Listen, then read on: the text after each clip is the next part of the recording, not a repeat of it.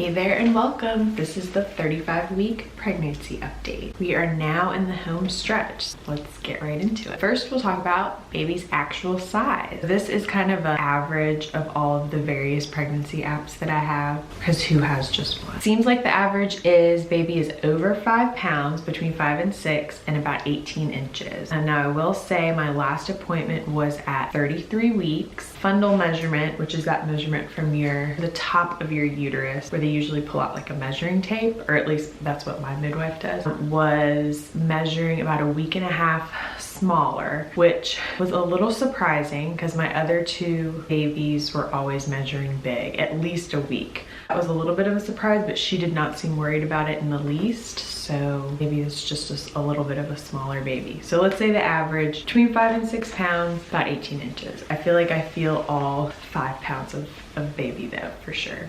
As far as the vegetable equivalent, baby is the size of a spaghetti squash or a bunch of carrots. As far as baby's development, seems like most of the info that I've seen is just that baby is fattening up. All the organs, aside from the lungs, are fully developed and will just continue to get stronger and bigger and ready for delivery. So really the lungs are the only thing that could possibly be underdeveloped and need a little bit more time, and just getting stronger and stronger as the weeks go by. And also by now, baby should be head down. I know from my 33-week appointment that she's already head down, so no worries about that. But with my first, she either flipped sometime before, or they didn't realize it until about 38 weeks she was breech. So I always am a little bit worried about that.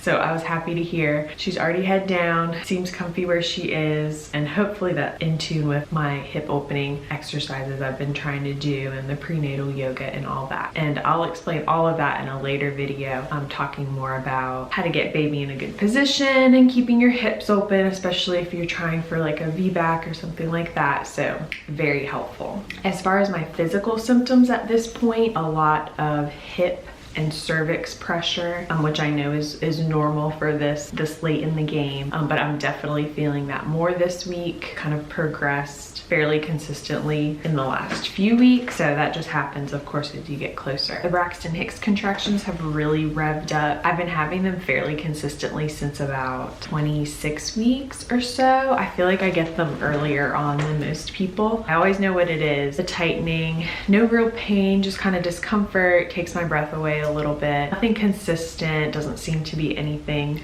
that the midwives worry about. I think it's fairly normal in pregnancy, although I have had friends that don't get them at all. So it seems like there's a large range of what's normal in that respect. And it's usually my reminder to get up and like stretch or move around a little more, because I notice it when I've been sitting for a good amount. I do have like a desk job. That's usually my reminder to get up and kind of stretch and move around, or if I need to use the restroom, or I need to drink some water. So it's usually one of those three will ease them up a bit, and I try to do that. Also, starting last week, I've had to start getting up in the middle of the night. This week, I've really been feeling just the random fatigue throughout the day, and I usually take that as a signal for my body to just kick it down a notch for a second, sit down, lay down, do whatever I need to do to just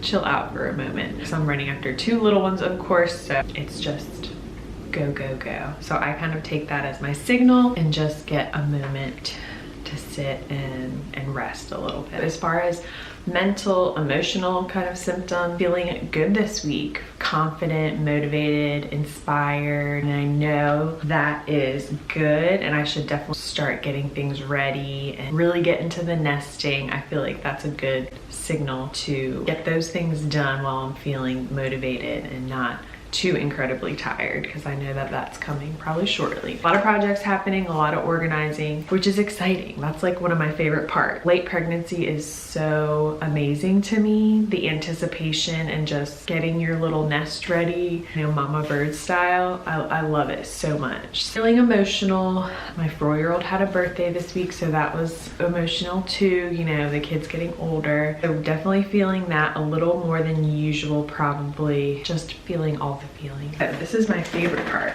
On the to-do list for this week, and I'm reading off of my phone, so write out my birth plan. I pretty much have an idea of what I want since this is my third time around. I actually have a pretty solid idea of what my birth plan is. I just want to be able to write that down and have it, and of course share with my husband so he can hopefully make those things happen once we get to the hospital, because it's important. And I know once you're later on in your labor, you don't have the wherewithal to communicate those birth plans to your team, honestly. Both have it written down and relay to him so that he can uphold some of those plans that we definitely want to do. For hypnobirthing, I studied hypnobirthing with my last pregnancy, and I truly believe that's how I've had a successful VBAC. I mean, 100%. I know that that's how I was able to labor at home so long. So I'm in love with it. I'm a huge advocate for that. And that'll be a whole separate video, maybe even a series on the hypnobirthing, because it's very special. It's a little bit unique, a little crunchy for some people, I think, but it honestly works. Like, I'm a believer. I didn't take a class on this at all, but I reread the book. I want to start doing my meditations, I would say 3 to 4 times a week. I think that's what I did last time, maybe even more than that. Definitely 3 to 4 times a week going forward, just to get in that mindset again, be able to get in the zone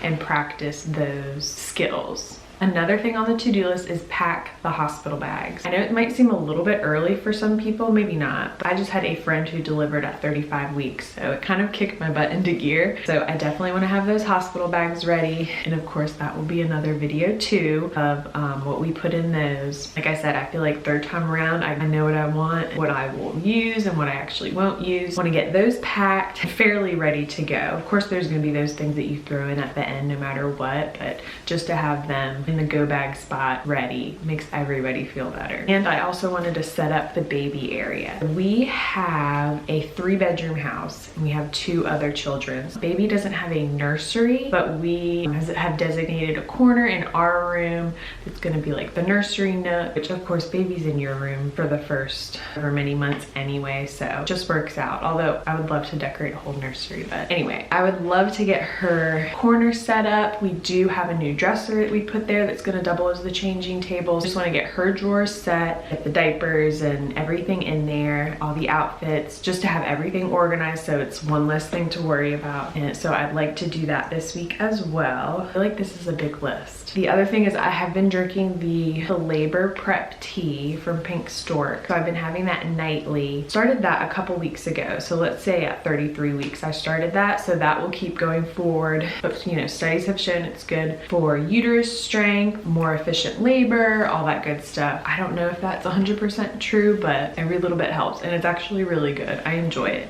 It's kind of like my chill time at night with my tea. Let's talk logistics for a second. My next appointment with my midwife, or one of the midwives at the practice that I go to, is December 10th. So that's next week. So hopefully my next update will be after that. So I'll have some things to report after that appointment. And it will be weekly from then on until baby time. We've scheduled all of those out the month of December. My due date is January 4th. My last that has been scheduled is December 30th. That may be my last one.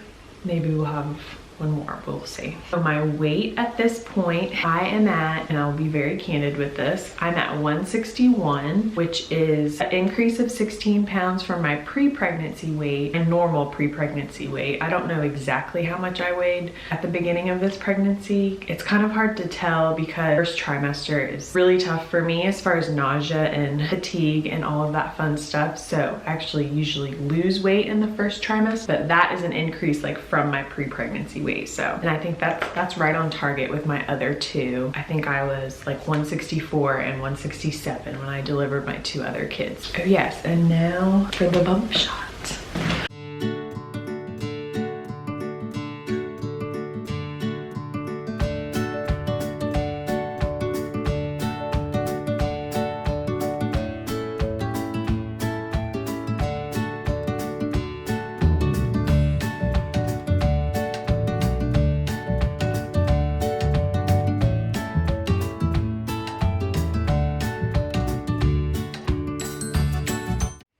And the maternity leggings that I'm wearing are from Amazon, under $20. I will link them because they are amazing. All right, that about wraps up this 35-week pregnancy update. I would love it if you would follow along on this pregnancy journey as we go through even later pregnancy, waiting for baby, the birth, and of course all of the motherhood things that follow. Would love if you'd follow along with us. Go ahead and give this video a like, subscribe to this channel. We have a lot of good stuff coming up. Get excited. It's almost baby time.